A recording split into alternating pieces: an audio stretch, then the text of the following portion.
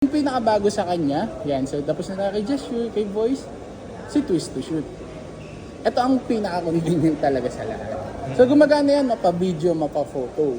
Yan. So for demonstration, testing natin siya sa video. So twist mo lang siya 2 beses. And naman, twist lang. Now, testing natin siya, ilipat sa photo. Yan. So gagana naman yun sa lahat. Twist mo lang siya. Pwede rin siya na mas mahaba, up to 15 seconds.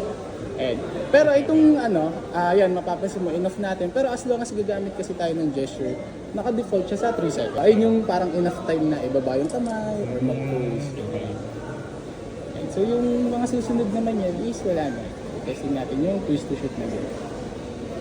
Okay. And then yun nga, halimbawa, nasa event tayo tapos may friend ka na gustong manghiram or gustong kumonect dito sa camera mo. So let's say nag-download na siya ng app. So syempre hindi naman natin laging dala tong box at tong resibo natin. Para mahanap yung natin, yung serial number, ito, yung top right na settings na to. Then camera info. Remember, di ba, X5 tapos yung last 6 characters ng serial number natin. Which is, ayan, wala siyang katulad. And then ito, yung letter Q na yan, quick button, nandito na tayo sa option yan. So look for customize button. Ayan, ayun yung mga mo. Yung mga quick po, para maging mga shortcut kanya. At the end of the day, kayo naman po masusunod yan kasi nga, owner's preference talaga yan. Kung anong convenience yung maitutulong na sa inyo. Okay? Then yan, yung mga mas deeper niya na settings, like yung pag gusto nyo mag-format ng maramihan, mga ganyan. Camera, and then date and time, then so on and so forth.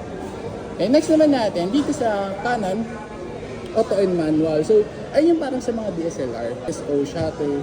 Pero yun nga, actually hindi naman na namin masyadong pinapa-maximize yan kasi nga, una-una may low light na siya. And then, yun, sobrang ganda niya na sa gabi. Pero I believe kasi at some point, may part pa rin na kailangan mo talaga mag-adjust yan. So, lipat mo lang siya sa manual.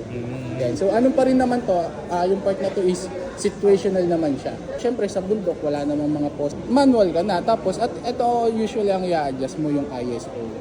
So, as long as tinataas mo kasi yan, ayun, napapansin nyo po, okay naman yung lighting. Okay na siya sa auto. Okay? Then, dito naman sa baba natin, yan, yung resolution and frame rate. Yan, so very given na si resolution, sa kanya yung linaw, si frame rates naman, sa kanya yung smoothness ng galaw natin din sa video. Kaya mapapansin nyo, no, yung mga gumagawa ng cinematic, ng mga slow motion, is matataas yung frame rates. So, ayan kasi siya. So, frame per seconds yan, let's say, 13 picture or frame sa isang segundo. Kaya ganun siya ka-smooth. Talagang detailed agad.